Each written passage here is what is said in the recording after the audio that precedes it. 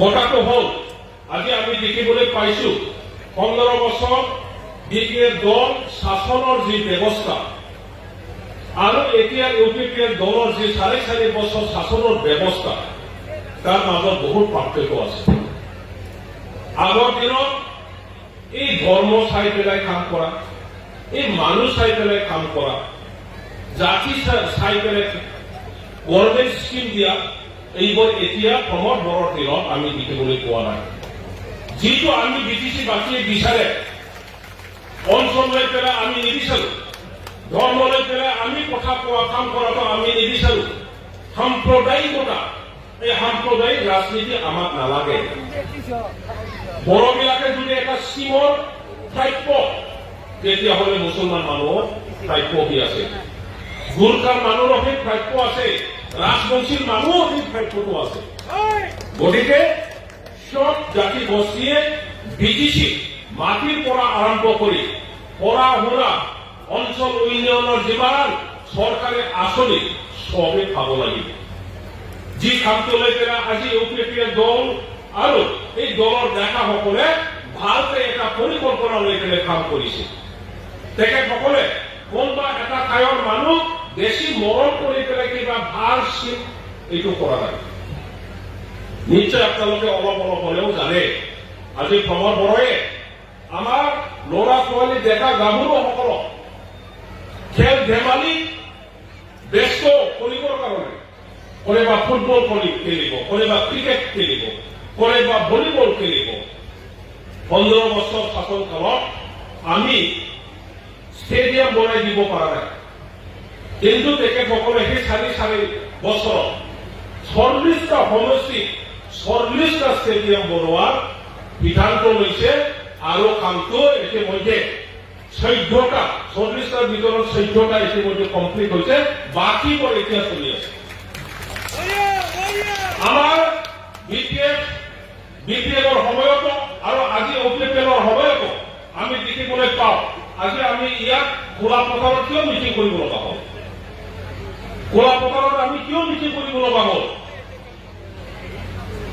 মিটিংটো অকল বিপিএল দলে নকৰে, অকল ৰাজনীতি দলে নকৰে, সমাজৰ সামাজিক সংগঠন বিলাকো কৰে, চৰকাৰী ডিপাৰ্টমেণ্ট বিলাকে মিটিং কৰে। গতিকে আমাৰ ঠাইত মিটিং কৰিবৰ কাৰণে ঘৰ নাই। ইয়াৰ কাৰণে আজি প্ৰমোদ বড়ো আৰু ইউপিপিএল দলৰ নেতাসকলে এই 40টা সমষ্টিত এটা এটা ভাল হাজাৰতকৈ বেছি 2000-3000 মানুহ বহিব পৰা এনেকুৱা ষ্টেডিয়াম বনোৱাৰ তেখেতসকলে সিদ্ধান্ত লৈছে আৰু কামটো কৰিছে। এই এনেকুৱা হ'ব লাগে।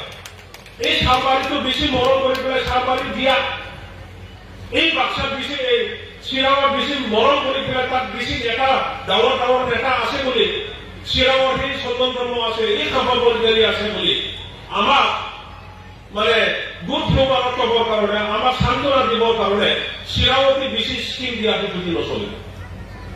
আমি কি বিচাৰো? কৃষকসকলক কি লাগে? কৃষকসকলে নিজে হাল মাৰি খাব, কিন্তু তেখেতসকলক সহায় কৰিবৰ কাৰণে চৰকাৰে পানীৰ যোগান দিব লাগিব। আজিকালি গৰু দিন হাল মাৰিব নোৱাৰে।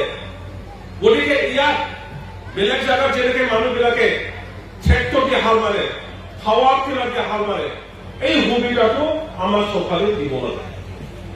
যাৱতীয় যি প্ৰয়োজন কৃষকসকলৰ কাৰণে, নিজৰ খেতি কৰা যি প্ৰডাকশ্যন বেচিবৰ কাৰণে আমাক বজাৰ লাগে, আৰু সেই বজাৰত পাইকাৰী বিলাকে আহি পেলাই কিনা বেচা কৰিব পৰা এটা পৰিস্থিতি আমাক লাগে। কি এই পৰিস্থিতি? যদি গণ্ডগোল পৰিস্থিতি থাকে, গণ্ডগোলীয়াই হয় যদি পৰিস্থিতি, তাৰ কোনোবা পাইকাৰী এই বৰপেটা ৰঙৰ পাইকাৰী চালবাৰী সেই মানাছৰ ওচৰত গৈ পেলাই কিবা আমাৰ বস্তু বাহিনী কিনিব নেকি? ইয়াৰ পৰা আমি বক্তব্য শুনো বহুত বছৰ এই মানাছ অঞ্চলত যিমান কৃষক আছে গাখীৰৰ বিজনেছ কৰে, গৰু আছে, গোৰ্খাসকলে গৰু খুৱায়, বড়োসকলেও, মুছলিমসকলেও, ৰাজবংশীসকলেও। কিন্তু মই মানাজত মালিক আছিলো, মানাজত মালিক এটা সময় মই ফৰেষ্ট ডিপাৰ্টমেণ্টৰ হেড আছিলো। আমি কি কৰিব লগা হ'ল? গৰু নাই।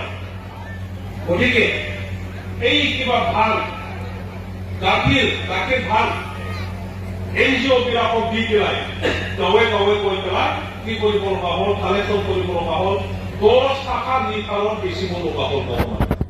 10 টকা আজিৰ গাখীৰৰ দাম কিমান? 60 টকাকে দিছে, 80 টকা। গতিকে সেই বস্তুটো 10 টকা বেচিব লগা হ'ল। আজি ৰাস্তা হ'ল, পৰিস্থিতি ভাল, কোনেও ভয় খাব নালাগে। টাউনৰ পৰা মানুহ আহিছে, গাঁৱৰ পৰা শাক চব্জি লৈ পেলাই টাউনত বেচিব গৈছে।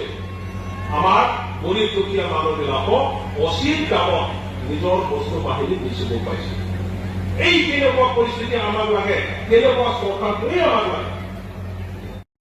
15 বছৰ মোৰ নিচিনা মানুহ, দেৱদী হৈ থকা মানুহ, চন্দন ব্ৰহ্ম UPPAৰ কেবিনেট মন্ত্ৰী হৈ থকা মানুহ, জয় মুছাহাৰী MCLA হৈ থকা মানুহ, আমাৰ মাকন স্বৰ্গীয়াৰী BPFৰ এটা সময়ত MCLA হৈ থকা মানুহ, আজি আমি দলে বলে কিয় UPPৰ দলত যোগদান কৰিছো।